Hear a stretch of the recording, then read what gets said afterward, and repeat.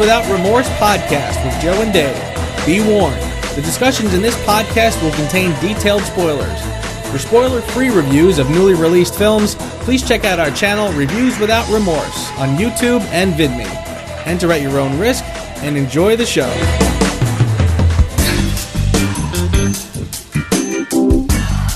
Welcome to the silky smooth sounds of Reviews Without Remorse. I am Joseph Darlington, your tour guide to movie review paradise. And with me, as always, the love doctor himself, David Lamont. Oh yeah, baby. We're going to be talking movies. We're going to be reviewing Spiderman. We're going to do some new segments for you. It's all sexy, baby. As you can tell, I'm very excited about my new microphone. You know, kidding. Or my old microphone that I finally got working again. Yeah, seriously. Ladies and gentlemen, it's kind of funny just to watch him. We do these as video Skypes so that he can gauge my reaction, I can gauge his reaction, so it helps the chemistry be a little bit better. And just seeing him just kind of like constantly referencing the microphone close to his mouth is just freaking hysterical. I could do it NPR style, where I speak very softly and close to the microphone in a very non-threatening way. We're going to be talking about the Democratic Convention and how it affects the rest of the world. Then we're going to be talking a little bit about John G. Avildsen. We're going to be talking about some movie that Joe wants to talk about. And then we're going to be reviewing Spider-Man. And then my dog is going to come and smell my microphone. Shira, get down. The trials and tribulations of semi-live radio.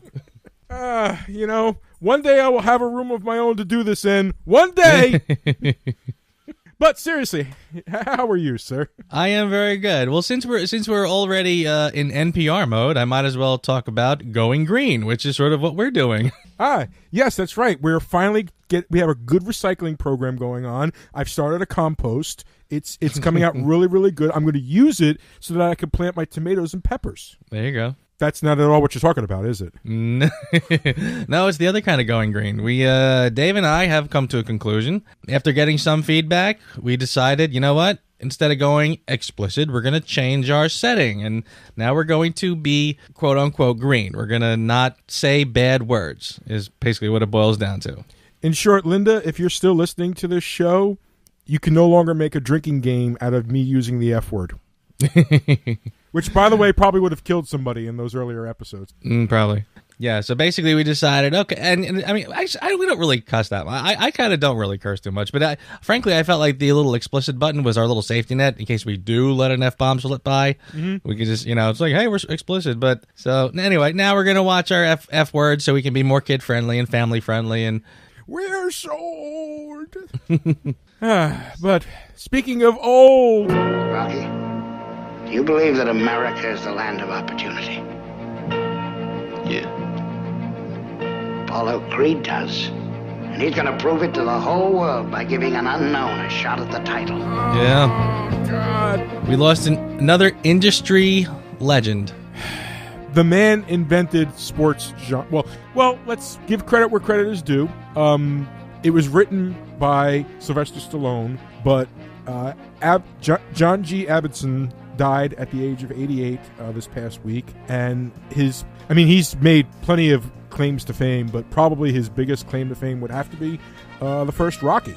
Yeah, I would definitely say that would be his, the one everyone will know him by. I'd say second up would be the Karate Kid. Wax on, right hand. Wax off, left hand.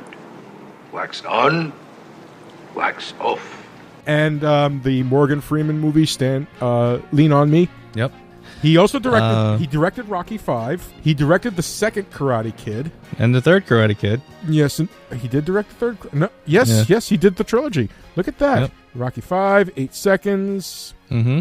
He actually here's a random one. He directed Neighbors with with John Belushi. Remember in 1981 that John Belushi, Dan Aykroyd. Yeah, that was one of his last flicks. Oh my God! He also directed A Night in Heaven.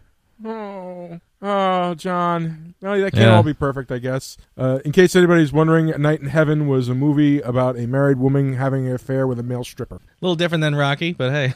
A tad different. But you're right. He was kind of he knew how to do a sports movie. He did something. I mean, a sports movie and an underdog movie. Rocky is the quintessential underdog movie. It's funny because he's another one. Like he did the phenomenal Rocky, and then comes back and does Rocky 5, and it kind of says, you say to yourself, all right, what happened there? I don't know.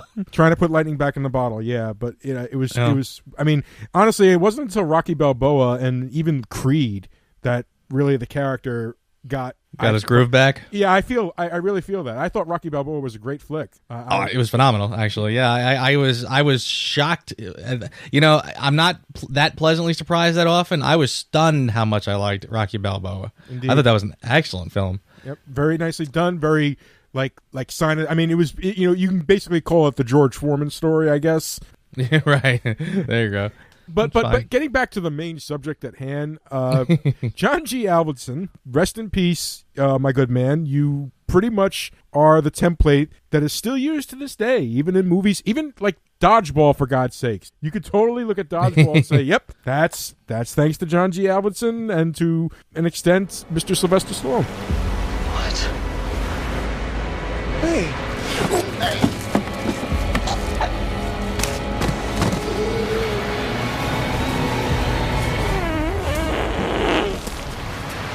Swiss Army Man. I finally got to see this. I had heard very interesting things about this film, and finally saw it over the weekend. Did you hear anything about this yet? I know nothing about this movie. In fact, when I saw you put it on the news list, it's like, you know what? I'm just going to let Joe talk about this rather than me interject. Yeah, and it's going to be a weird one to even talk about because, again, I don't want to talk about it even a little bit. I think kind of spoils the surprise a little bit. It's called Swiss Army Man. Daniel Radcliffe is in it, and another guy who I'm going to forget, but I don't know if I've ever seen him anywhere anyway. Basically, look, this guy, it's a kid stranded on an island. A guy in his early 30s, whatever, stranded on an island, bored out of his mind, ready to commit suicide till he finds a body washed up on the shore, a dead body, and it is the body of Daniel Radcliffe. Basically, the body... This is a really interesting, fascinating movie. What I will say about it is this. Like I said, I don't want to tell you anything about it. And like again, this is going to be the dumbest review ever because I don't want to tell you anything about this film except that you should see it. What I heard from people was that this got booed and people walked out on it at the film festivals, and even when I watched it, Mary couldn't get through it. She basically just said, you know what, this is not for me, and she kind of went off and did something else, and I watched it. It is a weird film to try to get through because it is weird. It's really weird. It's got touches of Paul Thomas Anderson, and you really don't know, is this all a dream? Is this happening? Is it supernatural? Is it a metaphor for something else? Am I just watching poetry? It's really kind of bizarre. Basically, in his quest to get off the island, to get back to civilization, it's really an exploration of life. And they start to get into themes of just being afraid to live and taking chances and getting out and living life and doing things.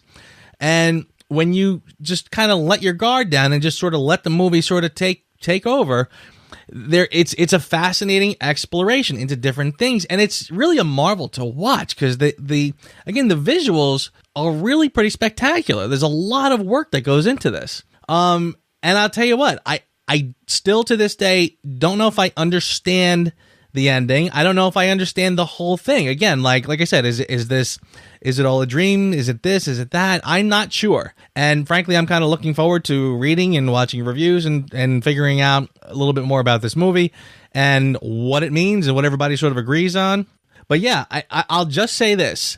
If you're watching this film and you can't decide if you like it or don't like it or can even get through it, I'll just say this. Sometimes a fart is not just a fart. Right, there you go. So, I'll just say that it's leave that as it is. Go see it and tell me what you think. I think you'll be pleasantly surprised by this one. Now together with Herbie the Robot, the newest member of the group, they have become the greatest team of superheroes the world has ever known. The new Fantastic Four. I also want to surprise our good buddy Dave with a little piece of news that just came over the wire, I think literally in the last couple hours. Here we go.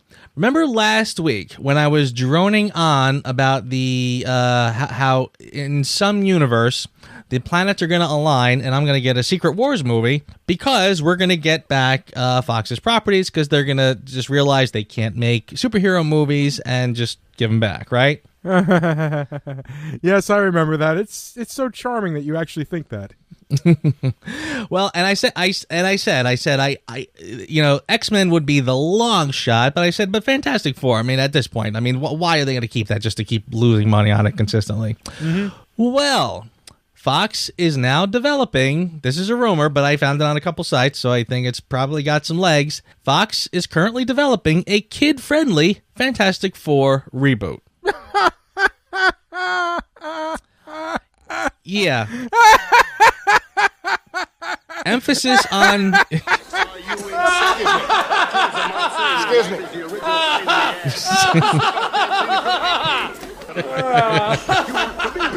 I know what you did. You're a damn terrorist. All right, just get down. I picked the wrong week to go green. Looks like I picked the wrong week to quit smoking, taking glue, drinking, taking amphetamines. Are you kidding me? Kid friendly. So apparently this is supposed to be like in the style of The Incredibles, but they're already making a sequel to The Incredibles. Yeah, so we're gonna just jump on that bandwagon, do a kid friendly Fantastic Four, and I guess it's from the point of view of their kids, Rita and Sue's children. Wait, what? They're gonna go with Franklin and Valeria? That's what they said. They're going to do a sort of from the point of view of the kids, and that's how we're going to get a kid-friendly Fantastic Four. I hate you for taking away my F word. I can always... hey, there's always the bleep button. Nope. I made a promise. Yeah. You gotta exercise the muscle if you're gonna do it. So if I start dropping now, I'll just keep dropping. So I'm gonna be good. I mean, I had blood drawn on me today, so the way I'm dealing with this agonizing pain is I am pushing at the point where they push the needle in to make it hurt. Okay? This is what I'm going through right now. I am purposefully... I'm basically a cutter. I am officially a cutter. Because I am making myself feel pain rather than let my mind deal with the implication of what you just told me. Yeah. Well, hey, are we? Should we be surprised? I mean, again, we've been around since the days of Roger Corman. We've been around for all the incarnations of the Fantastic Four.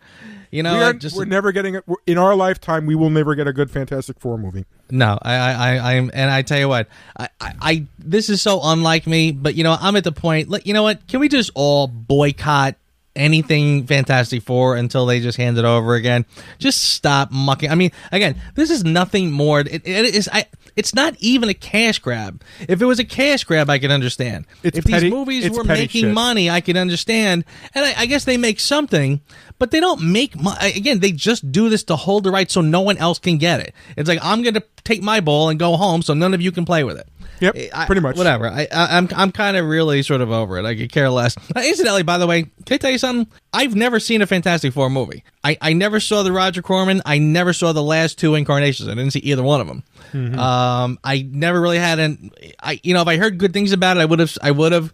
But just by the look of it, I could tell it was not anything I really needed to see. All I have to say is this: I look forward to whoever they cast as Johnny Storm, because that person's going to be the next big Marvel hero. Good point there. Because in the first two, it was Chris Evans, who is now Captain America, and the gentleman, I'm sorry I can't think of his name, but the gentleman who played it in Fan Four Stick, he's now in Black Panther as the bad guy, and he looks really good. Okay. He looks really good in the damn part. So, right. So yeah, on a long enough timeline, members of the failed Fantastic Four movies will actually get to do a decent Marvel movie.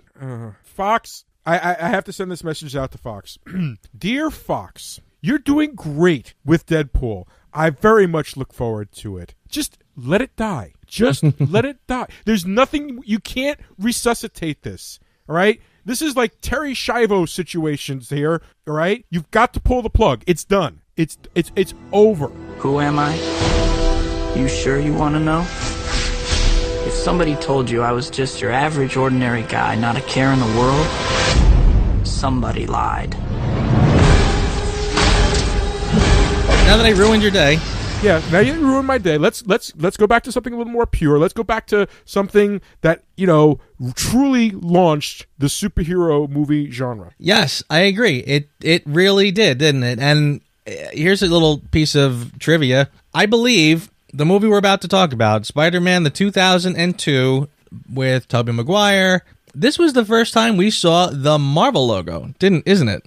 Yeah, you know what? I believe you're right.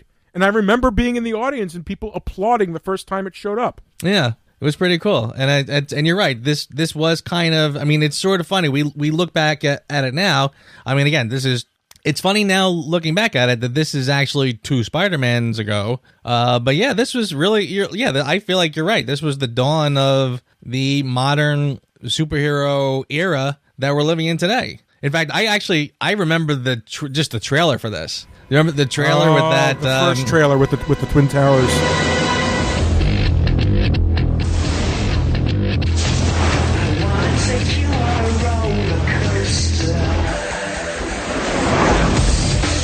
Yeah, that's how long ago we're talking for one thing. That music they played when Spider-Man shows up. Oh my God, it was great. We were just like so jazzed for this. Yeah, it was a shame that they lost that trailer. It was a really good trailer. Basically, if you hadn't seen it, you can look it up on YouTube. It was basically a bank robbery, a very sophisticated bank robbery. And as they're escaping in helicopters and they're all doing the typical bad guy thing of counting the money and like, all of a sudden they just like stop and they're like, what the? And then it just flying backwards and boom, there's just no real thing. Just everybody's reacting like, what the heck? Oh my God, blah, blah, blah. And they just stop and they're looking like, what's going on? And they're webbed. Their helicopter is webbed between the 2 Twin Towers. Yeah. And that was it was awesome too. 2001, Yeah, it was, and the image of the helicopter stuck in the web, and even the blades are still kind of wiggling. It's like watching like a dragonfly stuck in a spider web, like in a real spider web. It was awesome. It was so perfect. And then and then the music kicks in, and like you see him just flying around the city, and it was like the first time you saw Spider-Man flying around, swinging around the city. Oh my God, it was awesome. Yep, it was the first time Spider-Man swung just like he did it out of the comic books. I was leery because at the time CGI was still CGI was not easy to do people back then. Whatever they did with this movie, they got it right. It wasn't always perfect. There were moments that you could tell, oh, that's a CGI Spider-Man, but there were other moments where it was like, my God, that just looks flawless. Yeah. For the time, it was great too. When you look at it now, some of the CG looks a little weak. I find that the like the smoke effects and that kind of stuff looks a little dated. But for the most part, the Spider-Man flying around still looks great. The first time after Uncle Ben dies, it's one of the scenes that stands out to me as, ooh, a little cringy, and almost made for the new segment. It almost made for my new segment, but I kind of had to. I said to myself, I'm going to let it go because it was just the time frame. When he first changes into his Spider-Man costume after Uncle Ben dies, he runs and jumps up on the wall and he starts climbing, and it's there that you truly see for the first time the CG, and it's harsh to see nowadays, especially on a Blu-ray copy of the movie. Yeah, no, that's true. There is a lot that's dated about it, but I think for the most part it really does sort of hold up. It's almost like I find that it is a little dated looking. Not even so much for the CGI though. I think just the way certain things are filmed. I kind of feel like they would have done it differently today.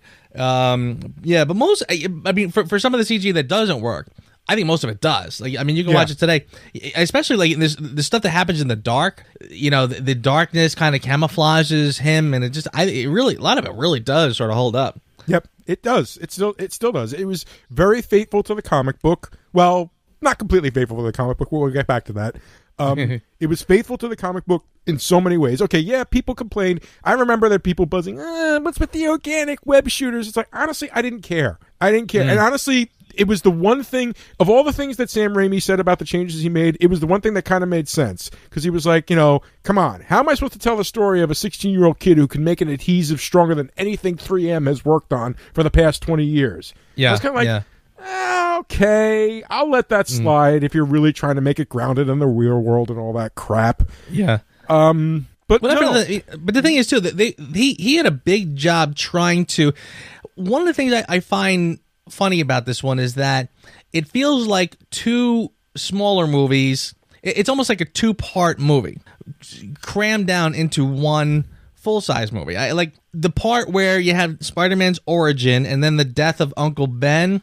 That kind of stops at almost the halfway mark, and then it moves on. It sort of skips a beat, and then you see Spider-Man in his real costume swinging around the city. The Green Goblin shows up, and it almost seems like that's part two. Right. So really, getting back to the organic web shooters, he was trying to jam a lot into this film to try to do like a full-blown look at Spider-Man. Like, this wasn't pitched as a trilogy. It wasn't pitched as like, we'll do this over time.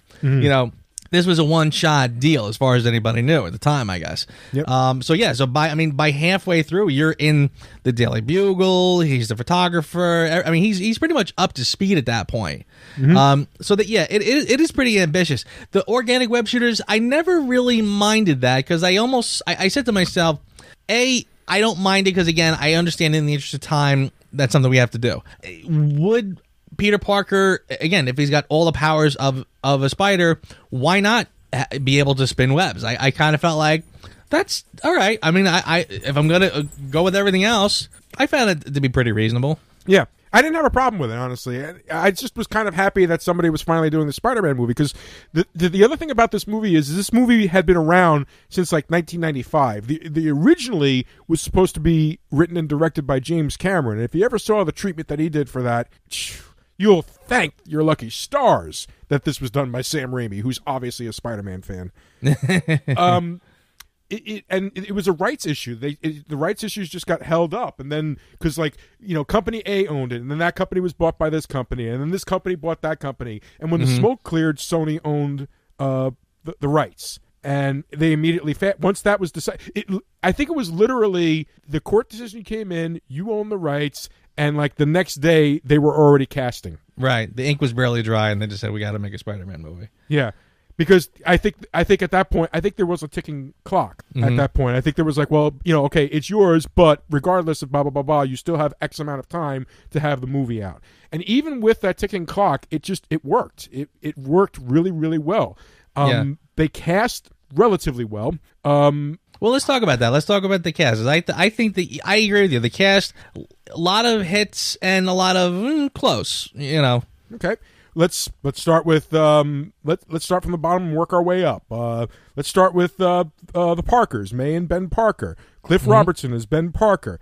Man brought such kindness, gentleness to that character. Yes. When when he has the talk with Peter just before he's going to the wrestling match, first of all, that is an iconic moment that the new Spider-Man movies didn't figure out how to do correctly. And even though I love Martin Sheen as an actor, Cliff Robertson just nailed it much better. Agreed. Yeah, there was a warmth to that you absolutely needed for that role. I agree.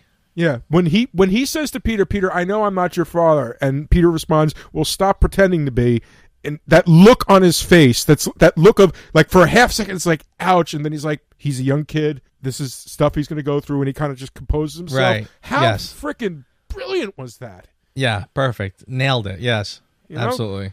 Just, God. And Rosemary Harris as May, another good choice. Like, she literally looked like the May that I see in the comic books all the time. You know what's funny? This is going to sound silly. I always felt that she looked a little too young, because I remember when they used to draw Aunt May, they drew her like she was 90. Yeah.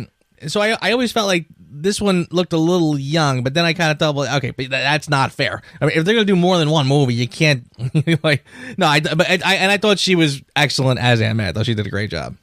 All right, so the next obvious one is J.K. Simmons, which I know you have some strong thoughts about, so I'm going to let you I do have some very strong thoughts about the too long didn't read version is love him. The long version is wait for the new segment, and we'll talk about it a little bit longer. All right, our new and improved segment for reviews without remorse. I love it. All right, so after J.K. Simmons, I guess we got Kirsten Dunst as Mary Jane Watson. Yeah, right? I have nothing against Kirsten Dunst as an actress, and I think she did fine with what they did, but to be honest with you, she didn't bring... Understand something, I'm sure this has been mentioned probably more times than the listeners even want to hear, but comic book fan, lifelong comic book fan, Mary Jane Watson is the hot niece of Aunt May's closest friend, Mrs. Watson from next door. And the thing about Mary Jane that made her appealing in the comics was she's beautiful, she's pretty much a supermodel. She knows she's beautiful, but it's not something that goes to her head. And she's had a rough life, but she's sweet and she's affable and she's, just like, what? Life is life. You're going to have hard times and I'm just going to try my best to enjoy myself. And she just doesn't look for the beauty in people from a superficial means. She looks for it as a complete thing. And I never felt that about this Mary Jane. This was a very flighty Mary Jane. This was a very, confused Mary Jane, not a confident Mary Jane, which is something that Mary Jane in the comics always was. It's like, she knew she was hot, but she wasn't arrogant about it in the comics. In this, you don't get that same feeling. And I don't blame Kirsten Dunst for it. It's the way that the character was written. She was written, for lack of a better term, as a damsel in distress, and it's really her sole function in the movie. Right, and in every way, too. I do remember Mary Jane in the comics, and I do remember that she was, like you said, she was drop dead hot, like way out of his league. Like Peter Parker knew that this chick was out of his league, and she had like this really sort of exotic look. So yeah, I kind of had a funny feeling too when doing this whole girl next door thing, like literally, I didn't really buy it either, and I kind of felt like because she gives off that look, like just kind of the girl next door type, like. And it's funny too because like in a lot of movies they're usually guilty of putting getting like supermodels, hello Michael Bay, and putting them in actress roles that probably should have required an actress. For God's sakes, they Michael probably Bay could have gets gone. It better. Right. I'm using Michael Bay as a positive example. Oh, keep going. I'm sorry. I didn't mean to interrupt your thought, but when you said it, it just like struck me as incredulous. Like, oh my God, Michael Bay got it right. If you think about it, well, the Megan Fox character from frickin' Transformers is more Mary Jane than Kirsten Dunst is. Like oddly, very much so. Yeah, I actually. Looking back, she probably would have been a perfect Mary Jane because she does have in the comics she was supermodel hot, and like I said, Peter Parker knew he was out of his league, but he scored he scored a hot one, like you said, but she was down to earth in other ways. Yeah, so here again, oddly, it's a little bit of a misfire. I agree, but again, not in a way that would distract you from the rest of the film. No, but not the home run not the same home run as a couple other ones. Yeah. And you know what? They are working to put heart into this film. They needed to, again, they didn't want it to be just a throwaway superhero movies. They wanted to imbibe a heart and soul into it. So yeah, they needed a love interest that does go beyond, oh my God, she's really hot. So yeah, you know what? In retrospect, a Megan Fox probably would have ruined that. They would have just sort of said, oh, okay, she's eye candy, she's fluff, whatever. This film is trying to get all of Spider-Man into one film. Right. So that people sort of, they have to sort of hit a home run with this one. So all the Spider-Man tropes have to be here. Mm-hmm. Not everybody knows who Gwen Stacy is. Not everybody knows that he dated Betty Brant, yada, yada. I mean, the nods are there. The Easter eggs, so to speak, are there. Like you see Betty Brant, but, whatever. Right. They went for Mary Jane, so they had to make her likable and sympathetic, and they do. You know, again, like I said, not a bad role, but just not the Mary Jane that you and I know. No, definitely agreed there. Which brings us to Mr. James Franco as Harry Osborn. If you want to say something right now, sir, I would go ahead, because I have something to say about that I'm going to save for the other of our new segments. So please. Okay. All right. All right. Which may or may not be your rebuttal. I don't know. Well, I'll wait and see. But yeah, you know what, James Franco, I've never really seen him in anything I particularly like, even the stoner movies and stuff. And I kind of always feel like, I don't know, he's a guy who just seems to me like an actor doing a part, and I can never really get into him too much. Like, I mean, Tobey Maguire, I can totally buy him in his role. I buy his motivation. I can get on his side. James Franco's just kind of there, and and not even so much in this movie, because in here he's kind of just a throwaway part. He's Peter's friend. He's the yin to his yang, because he's rich and good looking, as opposed to Peter Parker's, regular schlub who's struggling to make it in the world. So he's fine. I don't have a problem with him, but it's just kind of there. Later on, when we do future films, I will have more to say about him. But anyway, he's just James Franco, as far as I can say. I mean, he's just a throwaway. All right, which brings us to probably the one thing we're going to gush over, and that would be Mr. Willem Dafoe as Norman Osborn and the Green Goblin. There is really not a lot you can't say about his portrayal of this part. How freaking amazing do you have a man who's like, here's his character. His character is part scientist, part dad, part business owner, part psychopath. And the man dances between each of those characters with so much ease. It's like watching a freaking prima ballerina do the perfect pirouette. Yes.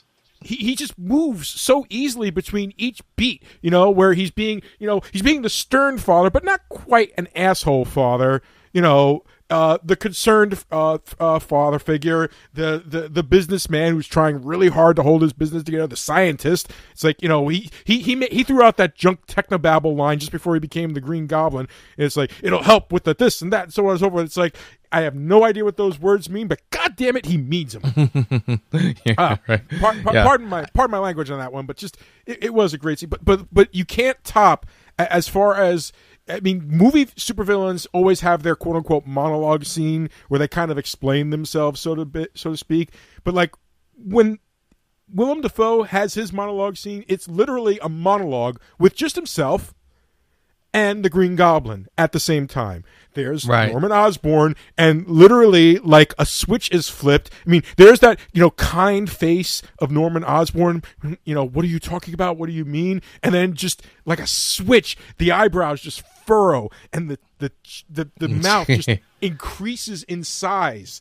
Yeah. Just, oh God, that scene where he's talking he sells crazy. He totally sells it. Like, I mean, it's like you'd almost think for somebody else they would have to add prosthetics or lenses or something to try to get that level of crazy out of his face. No, he pulls it off. Oh God, tell me. And there was a one-time rumor that he had been approached to be the Joker, and I want to go to the parallel universe where he played the fucking Joker, because he could potentially bring down Heath Ledger as my favorite live-action Joker. He could. And that's what I want. I want to see that just once. Yeah, you're right. This was a home run. Him as the Green Goblin was phenomenal. There was no one else who could have played this part better. The only thing I've ever had an issue with, and I understand it was I didn't like the mask. I didn't like the mask and the costume, because the mask, it was fine looking and it worked. But again, you're sort of covering up that performance. But again, I totally get why they had to do that. Because, again, I know like in the comics, it was like just a rubber mask, right? Like he literally puts on a rubber mask and becomes, right. And even in the cartoons. basically he throws the mask on and the mask just starts talking like it's adhered to his face, whatever. How do you do that in real life and make it work? I get it. And the CGI, I mean, today they can do it. Then not so much. So you had to sort of figure out a workaround. Well, you know what? I'm going to send you a video, and I don't know if we can, when the day comes that our site comes up, we can have it as part of the show notes. But there was a different take that was closer to the comic incarnation of the Green Goblin, where it was like a full prosthetic makeup thing. They actually have testing of it, screen tests of it. Yeah. Okay. All right, I'll send you a link to it. See if But yes, they actually did try it, and I can understand why they made the choice that they did. I for its time and for the movie that they were doing, I don't think it fit. I think it would have actually been a distraction more so than just I'm putting on this mask. This metal mask. I totally agree with what you're saying. I mean, I know that would have been back then. It would have been crazy to do. So again, but still, you still get his voice, his over-the-top expressiveness in his delivery. So, and it's coming from behind that mask. I mean, and in fairness, there's also just sort of a different creepiness by the fact you can't see his mouth move, you can't see his face, but you hear it from behind the mask. I mean, almost like, I don't want to say in a Darth Vader kind of way, because that's not really what I mean, but just the fact that you can't see his face but you hear the voice, it still works on a different level. It's great. And again, he just totally nails it. All right, and last but not least, with good old Tobey Maguire. The man himself. Yep, so here's my thing. I enjoy his performance very much, and I feel like his Spider-Man was exactly what it needed to be for its time and place. I feel like his Peter Parker was pitch perfect. He looked like a kid who definitely would have gotten bullied in school. So I bought that. I was quite okay with that. And I bought his shyness. But, Tobey Maguire is basically Mr. Acting Shy, aficionado. So that was probably like an easy part for him. His Spider-Man was good. I felt like his quips were weak compared to what Spider-Man really should be. And I don't know if I agree with that. I thought his... Maybe not on the comic book level, but I thought he did have a couple good zingers here and there. Yeah, but his zingers were supposed to come. The thing that he never portrayed very well to me was that his zingers was his defense mechanism. That's always how it's been portrayed in the comic book. It didn't feel like defense mechanisms. It felt prepared, whereas I don't know if it's just because it's the written word or something like that, but for whatever reason, in the comics, and even more so in the TV series Spectacular Spider-Man, which I highly recommend people check out, if I haven't mentioned that already, in the animated series Spectacular Spider-Man, there was just a naturalness to the way he presented it, and it just came organically. Whereas this kind of felt like, it kind of felt like, 3, 2, 1, okay, say my line. That's how it felt to me. It didn't feel truly organic. There was the one line of God. What was it when Goblin comes to look for Spider-Man at the Bugle. At the Bugle, yeah. Yeah. What was that line? Yeah. Let the parents talk or something like that. Right. He whips J. Jonah Jameson's mouth shut. He goes, "All right, grown-ups are talking, whatever." I love that line. That's great. Yeah. Mm-hmm. That's the only line to me that worked. I felt the rest of them just fell flat. Yeah. No, that is... Look, I agree with you. You're right. He's not as funny and quippy as he is in the comics, for sure. Mm-hmm. They're working... Again, this is the first superhero movie, the first Marvel movie they're trying to... Well, not that kind of Marvel movie, but it's one of the earliest superhero films. They want people to take it seriously. They work too hard. They're working hard to give it heart and soul. So yeah, at the expense of the quips, he is a little too mushy, and he's very soft-spoken sometimes, especially when he's talking to Mary Jane and stuff. And I get that, and that gets worse in other films too, by the way, which I won't get into yet. But I do get what you're saying. That they're working too hard to make him likable in this film, and it shouldn't be that way. It should have been effortless. It really should have been effortless, and it just felt like he was trying too hard. But honestly, and still for the movie, I think still that his Spider-Man worked. I missed that quippiness, but still for this movie, it worked. He was fine. He was a great Peter Parker. He was a serviceable Spider-Man. If I had any complaints about really either the movie or even Tobey Maguire, because I'm going to blame this one completely on Tobey Maguire. Okay, I hated that basically they tried everything in their power to make sure that his mask was off at some point for the big dramatic scenes. Yes. Yes, I absolutely agree with that. Yeah, that kind of, I find that with a lot of superhero films that they're always trying to get the mask off the person, and you know what? I can understand the need for that. I can understand the need to not all. I mean, the cynic in me says, "Well, we got a superstar celebrity to play this part. We want to see his face."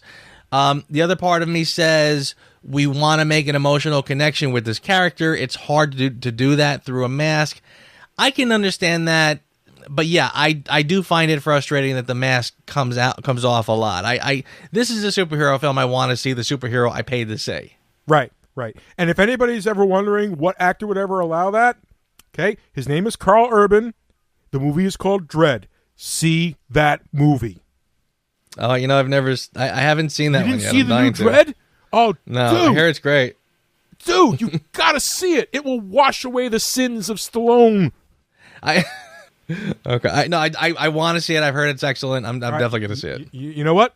If it's not on, it used to be on Netflix all the time. If it is not on Netflix, you let me know. I'll make sure you get it. I will definitely check it out. Okay, it's a great. He never takes off the mask, and in fact, Nice. in interviews, Carl Urban specifically said, "It's like no. If they told me to take off the mask, I wouldn't. That's not this character. He never. The point of Judge Dredd is he never takes the helmet off ever. In the nearly 50 years that Dredd has been around, and Dredd's been around since like the 70s. 50 years. Did I say 50 years? Oh, 40. In the nearly 40 years he's been around, Dredd's face has never been seen. And Urban honored that. And God bless him for it. So yeah, it can be done. He still managed to bring a lot just with his lower mouth, because that's what actors do. Yeah. I hear you. No, I totally hear you.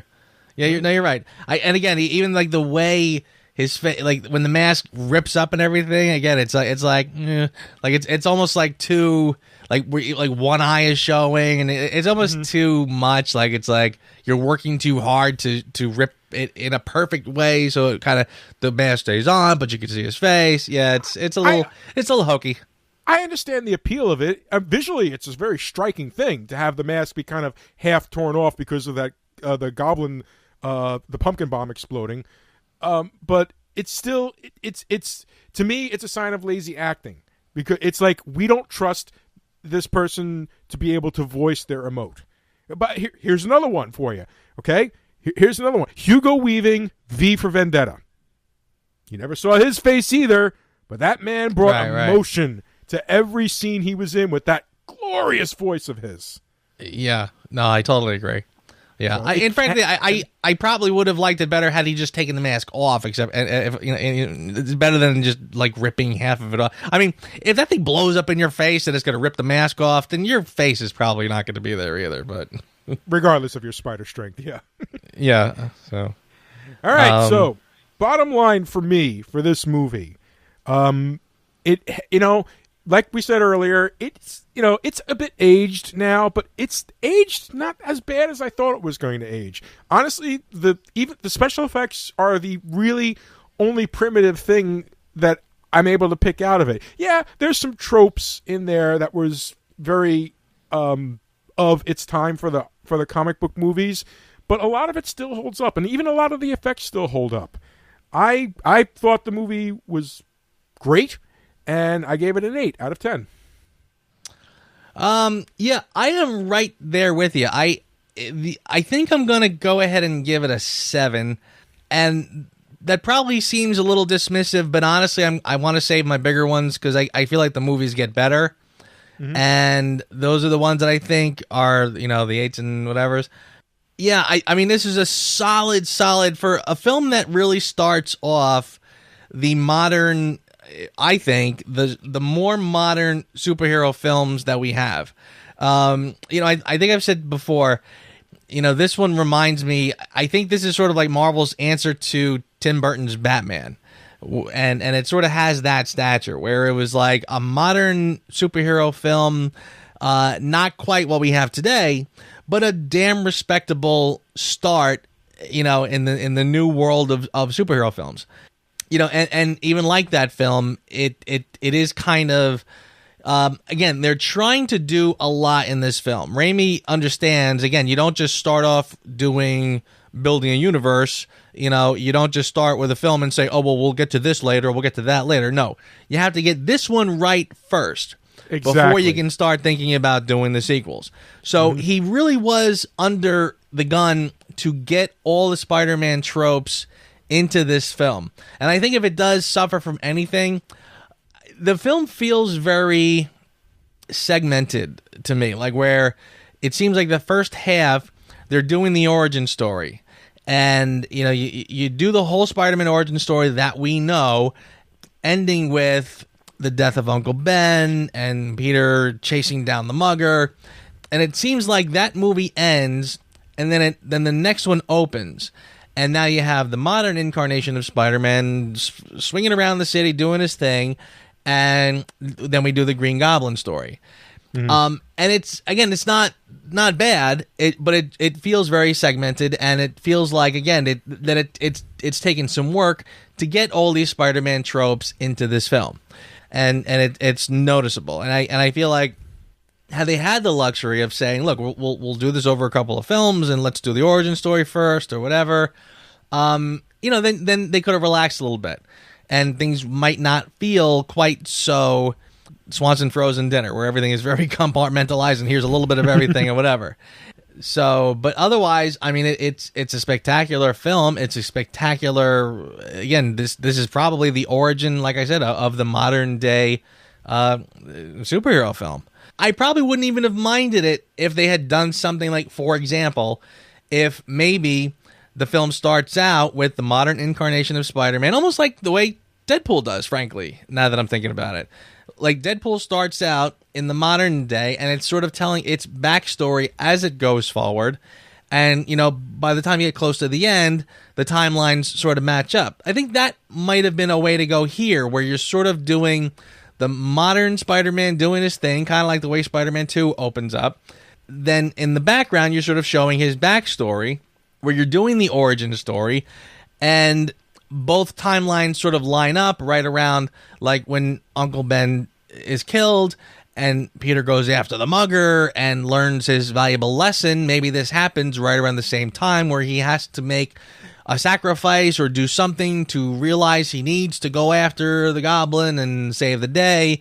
And maybe that's all points converge there.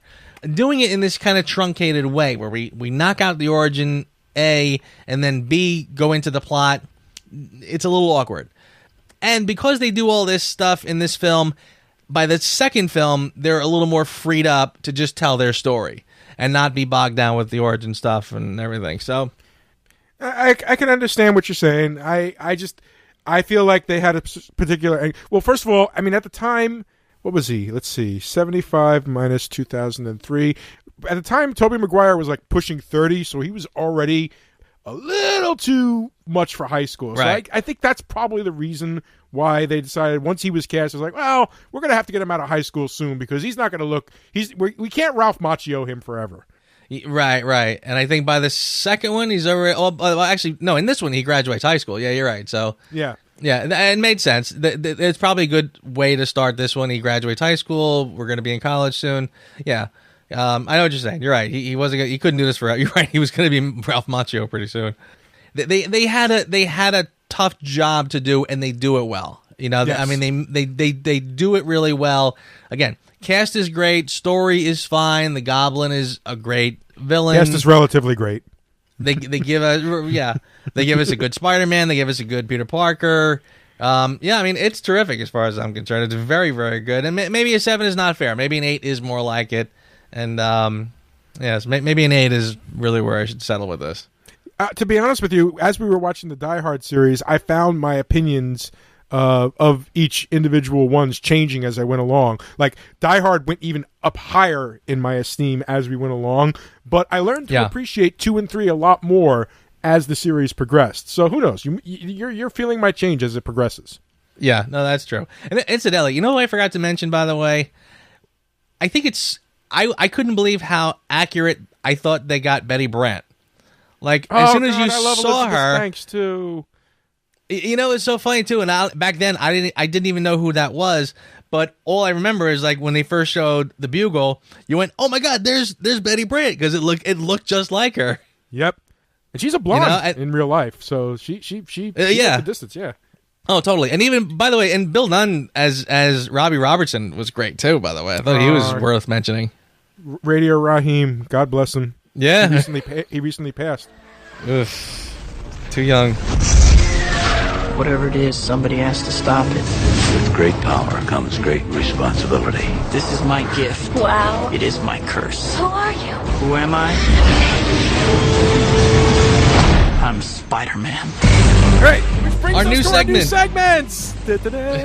segments. So this was actually thrown out as a suggestion from a listener, and I thought it was a great idea. What we're going to do here is, after we're done reviewing a movie, Joe may play along, he may not. I don't know. I'm going to play along for this one. I'll see if he decides to. But we've got two little segments. The first one is called "Who Asked You?" And what that is, that's where we ask each other, if you could change one thing about this movie, what would it be? And then the second part is called "For Your Consideration," which is where we point out the one thing in this movie that was just absolutely perfect. All right. As I always like to start with the negative, let's start with who asked you. So, Dave, who asked you? Well, to me, James Franco was completely miscast as Harry Osborn. Let's talk for a minute about the character of Harry Osborn from the comics. Okay, Harry Osborn in the comics is, from a high school social level, equal to Peter Parker. In fact, from what I remember, if I'm remembering correctly, somebody's probably going to correct me, and I am sorry if I'm wrong. I'm not going to look it up or anything like that. But if I remember correctly, his father being him being rich, I don't think was even known by Peter until later. Like, he didn't know that he was like the son of Harry Osborn until like much later. They became friends first.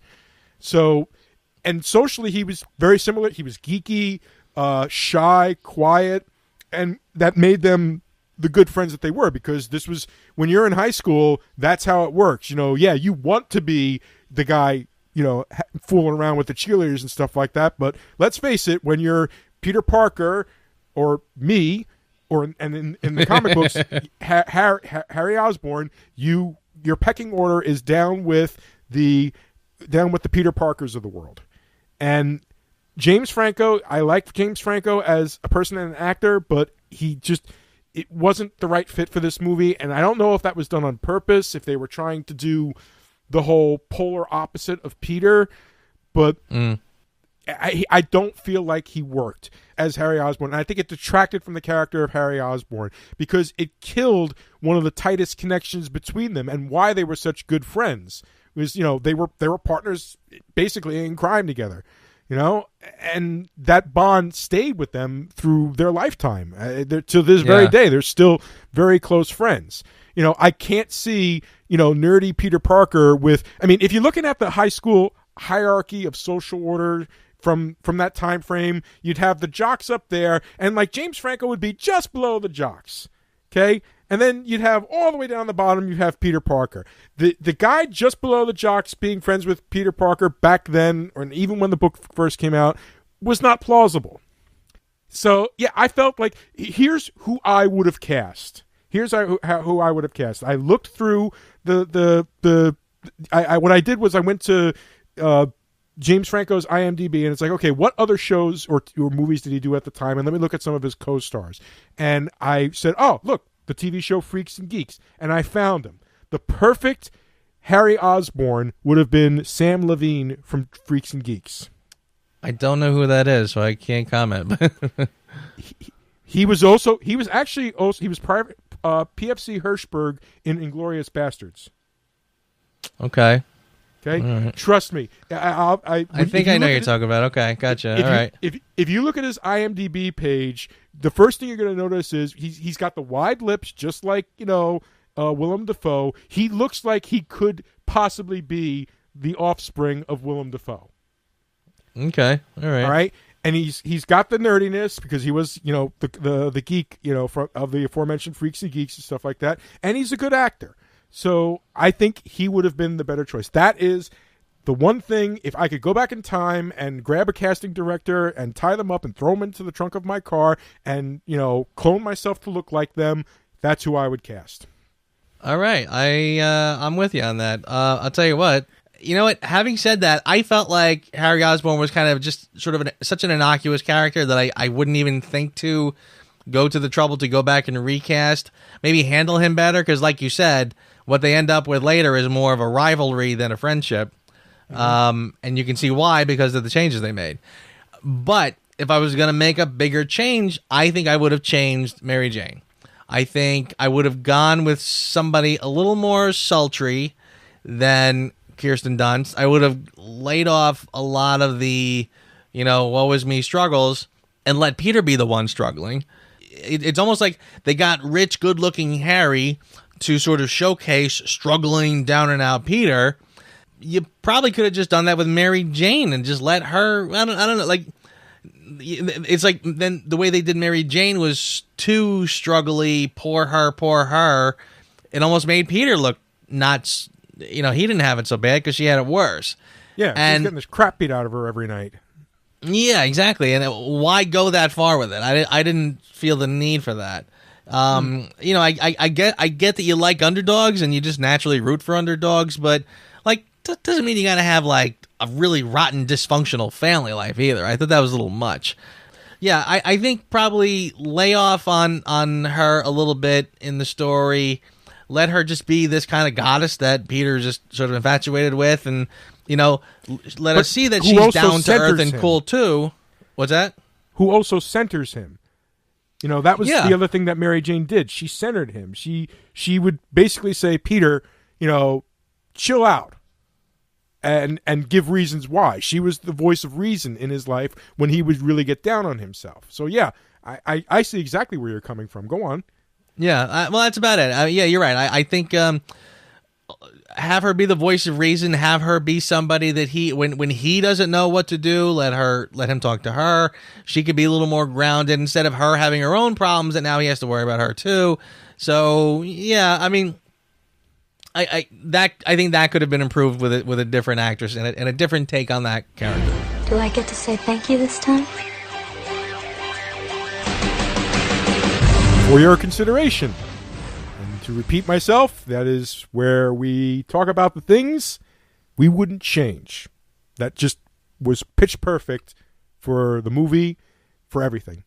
Now, granted, just so people know, these two categories could be anything. Right now, today, they're on actors. Depending upon the movie, it could be something different. It could be the effects, it could be the lighting, the cinematography, whatever. All right? In this particular case, it just happened to be two actors that I wanted to point out. Franco being not what I would have wanted, and Joe obviously wouldn't have wanted Kirsten Dunst, but never, ever would I say, never change this. J.K. Simmons as J. Jonah Jameson. There you go. Was the pitch perfect actor for the pitch perfect character of J. Jonah Jameson. He plays it perfectly. He just, it's not an easy thing, because if you ever watched the 1960s animated Spiderman, Jameson is pretty much over the top and really out just like from the comic book. Okay, and Simmons just plays him perfectly, but he plays him in like almost a believable way. It's like it's over the top and yet relatively grounded. He's like, I'm a serious journalist, but blah blah blah blah blah, Spider-Man, and all that stuff. Yeah. But you can like feel it, you really feel it. Like even the tender moments, it's like, it's like, oh, but that's slander. It's not slander. I resent that. Spider-Man wasn't attacking the city. He was trying to save it. That's slander. It is not. I resent that. Slander is spoken. In print, it's libel. You don't trust anybody. That's your problem. I trust my barber. Right. I love that line. Yeah. It's like. Not for nothing, but it's almost like he got Spider-Man's quips. The quips that you were saying were missing from Tobey Maguire's performance, he seems to get, because your wife called, you lost your checkbook. Thanks for the good news. He had all the great lines. Yeah. And integrity. He had the integrity too, because you think of him as this like goofy little character, but in comes the frickin' Green Goblin, and it's like, who takes the pictures of Spider-Man? And what does he do? He covers for him. Yes. He covers for him, which was just like, thank you so much for like, yes, he's a bit of an over the top. He's a maniac and everything like that, but deep down, he's a professional, and this means something to him. Exactly. I was the word I was going to use is like when he does that. That is what you call depth. He brings depth back to that character when that happens. I totally agree. There's nobody whoever I do not envy, like when Heath Ledger was cast as the Joker, people were like, oh, I don't know, man, Jack Nicholson, those are big shoes to fill, and now Heath Ledger is the benchmark for Joker. Yeah. J.K. Simmons is the benchmark for J. Jonah Jameson, and I can't possibly imagine anybody anywhere coming close to getting the character the way he did. So well, in fact, that they didn't even try to bring him into the new damn Spider-Man movies. It was like the guys just looked at that and said, we can't top this. There's nobody in this world we can get. And if we bring J.K. Simmons back, then it's going to have a tacit connection between the previous trilogy. We can't do that either. Even though J.K. Simmons had said, I'd come back anytime. Right? I tell you, yeah, you're absolutely right. You can't. I think that's why the subsequent Amazing Spider-Man movies never had a J. Jonah Jameson. I think there's a passing line, a passing reference, but yeah, they never recast that because again, I don't think they know they can't redo that. You can't. Throughout the entire trilogy, he will remain. And the funny part is when I said this for your consideration for J.K. Simmons, I said this because as far as I was concerned, he is the only thing consistent throughout the entire trilogy. There's nobody else. He remains J. Jonah Jameson throughout. He's always entertaining. Whenever he's on the screen, every time he showed up on the screen, I just smiled. He didn't even have to open his damn mouth. I just knew something awesome was about to happen. Yeah, I totally agree with you. And I like the fact, and I'm fast forwarding a little bit because I like in the second movie, like there's a part where Spider-Man kind of throws in the towel and his costume ends up, and he kind of has second thoughts. He's remorseful and he says, maybe I was too hard on him, maybe I drove him away, yada yada. But then when he comes and steals the costume back, he snaps right back, Spider-Man, you. Like he is absolutely excellent. And again, and by the way, that actor is spectacular. Have you seen what was that movie called? The drumming movie? Whiplash. Oh my God, what a fantastic. His performance is so awesome. I mean, it's a simple movie. It's a simple story. His performance is mesmerizing, and you have to watch that film. You know what? I'm going to watch that tonight because you're not the person that I basically brain melded to come up with the idea for these segments is a huge lover of that movie. She just thinks Whiplash is like one of the best movies ever, and I kind of feel embarrassed talking to her, telling, I haven't seen it yet. I should probably make good on that, especially after she helped with these wonderful segments. So and he won an Oscar for that, Best Supporting Actor. Yeah, and well deserved. I mean, seriously, when you see it, you're going to be like, "Oh my God, this is fantastic!" And incidentally, who's he playing in an upcoming film? I would say he's playing one Commissioner James Gordon in the Justice League movies. So he's really the one actor who I think has played very significant roles in the DC universe and a Marvel film. That's a pretty dubious distinction. You know he's going to be awesome at it. Of course. Know it, Sure. So I couldn't have been happier with that casting. They'll never get it right again. I can promise you that right now. They will never get that right again. So yes, totally agree. Never ever change that. Now, how about you? Do you have something, or are you just going to agree with me? Yes. No. Listen, I have one which is going to sound funny. Right? It's not an actor. for your consideration, I will give you the Spider-Man costume. Oh my goodness, true. It sounds like a silly throwaway thing, but you know what? Again, I will always, I'll go to the mat for this one every time. They got that costume so right. And I remember even when I first saw it, I wasn't crazy about like the raised webbing on it. I had mixed feeling. The eyes were just, were tiny little bit. I didn't like because it was raised and reflective, whatever. But they got that costume as close to dead-on comic book accurate as I think they could have gotten, especially back then. And that to me, the costume was like a stigma. The X-Men movie, they didn't wear their costumes; they wore leather outfits. Exactly right. And it's funny because like Spider-Man, they probably said like, well, you can't really monkey with the costume.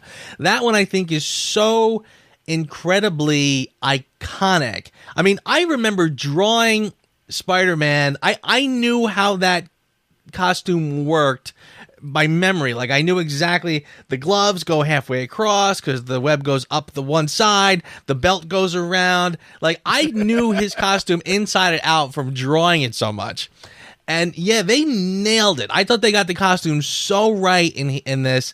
And I'm not saying it's not the best incarnation. I've seen even better, but for the time it was dead on. And I thought that brought so much of that just everything you loved about the comic shines through in the fact that they got the costume so right and they didn't monkey with it. They didn't change it around, whatever. Like that first Amazing Spider-Man that looks like it's made out of like a basketball. And I hate how for some reason they decided to put blue throughout where like the gloves and stuff. And I thought it's just so like, why'd you monkey with it? Yeah. Leave it alone. And even the Tom Holland, as close to accurate as that is, as much as that is like classic Steve Ditko design Spider-Man, they still had to sort of do something to change it up, and they put like those black straps. I don't know why. I don't know why that's... I haven't seen the movie yet, so maybe there's a reason for it that I don't know about yet. So I'll reserve judgment. But it's just worth noting that it seemed like they had to sort of do something different, so they threw that in. Yep. Here they didn't do it. They left the costume as accurate as they could get it, and it works. It really pays off. So kudos to them for that. 100% agreed. That's a good one. And I'm a little disappointed in myself that I didn't even consider that. That's great. That is really, really good. Well, the J.K. Simmons was right on. So you do too much. You're not Superman, you know. Oh, cool. I like these segments. I look forward to seeing where we go with them. I do too. Well done. All right. Thank you for the suggestion. Yep. Thank you, Christina. She knows who she is. Our first listener. Almost. we have a couple. We're doing it right. We have a couple. I mean, I thanked Linda earlier for making me, watch my language. So now she can't get drunk listening to the podcast anymore. And incidentally, as long as we're going to acknowledge listeners, I really would like to acknowledge my good friend Chris Robinson, who just this morning became our very first patron. Yay! He donated to our Patreon page. We actually have we have our first patron. So Chris, and I got to tell you too, Chris is a guy I've known for a long time, and he is a huge... Not only he's been following my Being James Bond podcast, he has been an incredible motivator. He has really pushed me into doing things. He's the one who first even told me about Patreon and you should get on that, do this. And he has just been, he is a really, really good motivator, and he has really kept me on track in doing things and how to push it forward. So Chris, as always, dude, props. Thank you. Thank you very much for that. Thank you so much for your generous donation. It's really appreciated. All right, then I guess that'll wrap it up. And this, like I said, this is the first Spider-Man, which means next week we'll be back to discuss Spider-Man 2, Dr. Octopus. Yes, and I will probably talk a little bit about Transformers since that opens this weekend. All right, okay, very good. Awesome. Yeah. No, not very good at all. No, good at all. Well, it's nice that we have something to talk about. Oh, yes, because we have such problems finding stuff to talk about. Right, seriously. It's like, so far, our only problem is trying to keep it under an hour. But hey, yeah, or accidentally losing our recordings. Oh, yeah. And by the way, I might as well just say this, by the way. Dave, thank you again for your patience on this episode. I apologize again. Folks, I remember how I started out being all gung-ho? I got my new microphone going again. Well, my new setup was almost flawless, but not quite. Something happened and I lost a little portion of our show, and we had to kind of backtrack a little bit and do it again. So, Dave, thank you for your patience. No worries, man. Actually, it was probably a good thing because I think we had gone into too much detail about J.K. Simmons a little too early. And I think it was better to save it for the new segments. So I'm fine with it, dude. Don't even worry about it. Very good. It's going to be a bear to edit, but hey. That part I don't envy you on. All right. With that, my friend, I will see you here next week. You have a great week. Thanks for listening to the Reviews Without Remorse podcast with Joe and Dave. Join us here every Thursday for a new episode. And be sure to check out the Reviews Without Remorse channel on YouTube and VidMe for spoiler-free reviews of new releases, as well as in-depth discussions of current and classic cinema. If you enjoy this podcast, please consider becoming a patron. You can find our page at patreon.com. As little as $1 a month goes a long way. All clips in this podcast are used for commentary and critique, and is considered fair use. No copyright infringement is intended.